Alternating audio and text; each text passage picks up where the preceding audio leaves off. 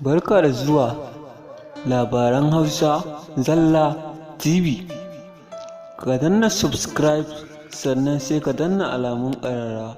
Muna godiya. Kotu.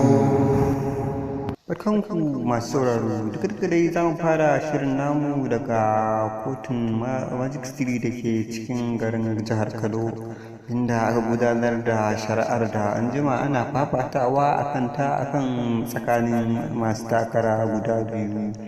Riga da an san an rantsar da tsohon gwamnan Kano, wato Abba Kabir Yusuf, wanda ya yi ritaya kan mulki a yanzu, wato ya murabus kenan, inda ake tunanin honest Dr. Abdullahi Umar Ganduje, wato Gawuna, zai karɓi mulkin Kano ya ɗora daga inda Abba ya tsaya. Wannan shine kalin labaran, yanzu za mu ɗora. Mai sauraro sai ka buɗe kunnenka sannan ka gyara zama inda kake. A yau dai tun karfe 8 na safiyar yau aka shiga kotu da take cikin garin Kano, inda tun daga ɓangaren president, wato ɓangaren shugaban ƙasa, aka karɓi lauya ta gwamnati ta ƙasa, wato mace ce wacce ta yanke wannan hukuncin, sannan ta yi amfani da hujjar da aka kawo mata ne da kuma duk wani abin da ya daidai da hankali wajen yanke hukuncin nan.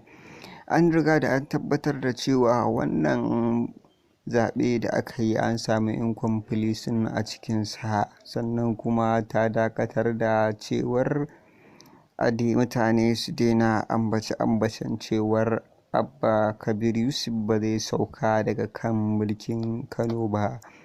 Ta riga da ta bayyana cewa wannan umarni ne na gwamnati, sannan kuma ta bayyana cewa ga hujjoji nan an kawo. A yanzu dai abu ɗaya ne ya rage wa Dr. Abba Kabir Yusuf. Abin da ya rage shi ne appeal, ɗaukaka ƙara, shi kaɗai ne ya rage musu. Tsohon gwamna, wato Abba Kabir Yusuf mai murabus a yau, babu abin da zai iya cewa mutane sun yi kuka da Abba Kabir Yusuf.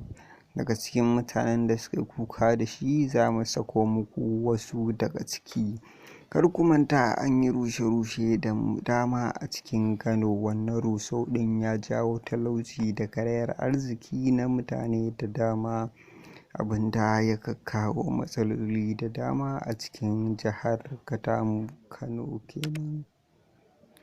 Ana nan ana kan bincike akan wannan abin shari'ar, ana tafiya sai aka samu a yau shine last na ƙarshen zaman kotu, inda aka samu wata babban lauya ta zo ta yanke hukuncin gagara-badau, yayin da ta ce an riga da an tarkata bincike tsaf rankatakaf, an haɗa duk wani binciken da za a haɗa, an ka samu hujjoji da ake buƙata masu ƙarfi, an tattara su, an ga hujjojin Gawuna Garo, sannan an ga hujjojin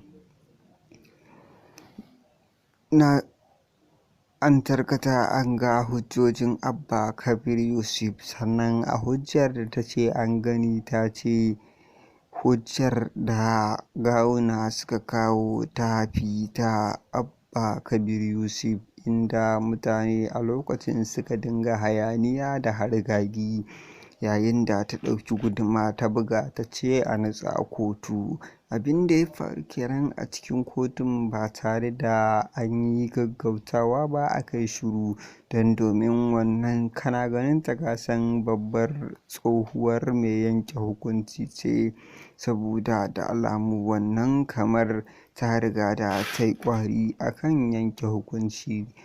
Abin duka dai a nan za mu kawo ƙarshen shirin namu, wanda za mu isar da shi a yanzun nan. Wannan baiwar Allah dai mai yanke hukunci, alƙaliyar nan ta yanke Abba Kabir Yusuf zai sauka daga kan kujerarsa ta mulki, sannan kuma ta nuna wa al'umma cewar su shirya yanzun nan da gawuna zai dawo karagar mulki, Abba dai zai tarkata kayayyakinsa ya bar cikin gidan gwamnati.